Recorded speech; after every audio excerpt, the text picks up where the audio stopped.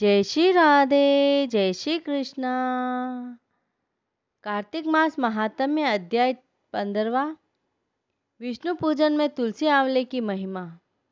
देवर्षि नारद ने कहा कि हे राजन, जब दैत्यराज जलंधर का वध हो गया तब देवताओं ने भगवान शिव की इस प्रकार स्तुति की। हे महादेव, जलंधर को मारकर आपने हम देवताओं का बड़ा उपकार किया है। जलंधर के वध से तीनों लोकों में सुख व्याप्त हो गया है। लेकिन हे देव, भगवान विष्णु वृंदा के तेज के प्रभाव के कारण पाषाण बनकर उसके भस्म में लौट रहे हैं, अतः कृपया उनका मोह निवारण करें। देवताओं की प्रार्थना को श्रवण करके भगवान शिव ने कहा कि हे देवताओं, आप सभी भगवान की योग्यता की शरण ग्रहण करें, वही इस संकट की दूर करेगी। तब फिर देवता योग माया की इस प्रकार स्तुति करने लगे। हे आद्याशक्ति, हे महामाया, आप संसार में रचना पालन व संहार करने वाली है। तीनों गुण सत्व रज व तम आप में ही बने हैं। हे देवी, आपको हमारा नमस्कार है। हे योग माया, ब्रह्मा भी आपको माया से अनभिज्ञ है।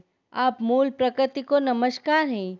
देवताओं की स्तुति से प्रसन्न होकर योग माया ने आकाशवाणी करते हुए कहा कि हे देवताओं, आप लोग पार्वती, लक्ष्मी व सरस्वती की शरण में जाएं।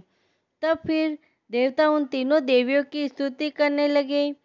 उनकी स्तुति से प्रसन्न होकर तीनों देवियों ने उन्हें 3 बीज देकर कहा कि जहाँ विष्णु वृंदा के भस्म में लौट रहे हैं, वहीं जाकर आप इन बीजों का रोपण कर दें, उसी से आपका कार्य सिद्ध हो जाएगा। देवताओं ने ऐसा ही किया।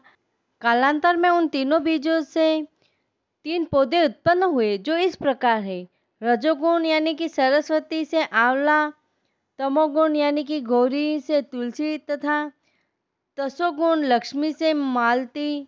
हे राजन, लक्ष्मी जी ने इच्छापूर्वक यह बीज दिया था, अतः विष्णु के पूजन में मालती का पुष्प नहीं चढ़ाता, लेकिन उन्हें आंवले व तुलसी परम प्रिय है। हे राजन, इस तरह वृंदा ने वृक्ष रूप होकर भगवान शालग्राम का सामीप्य प्राप्त किया।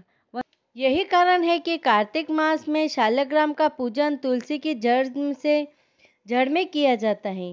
नारद जी ने कहा कि हे राजन, जहाँ तुलसी का पौधा होता है, वहाँ यमदूतों का प्रवेश नहीं होता, अर्थात अपमृत्यु का भय नहीं रहता। तुलसी के पूजन का वही फल प्राप्त होता है जो फल गंगा या नर्मदा में स्नान करने से होता है।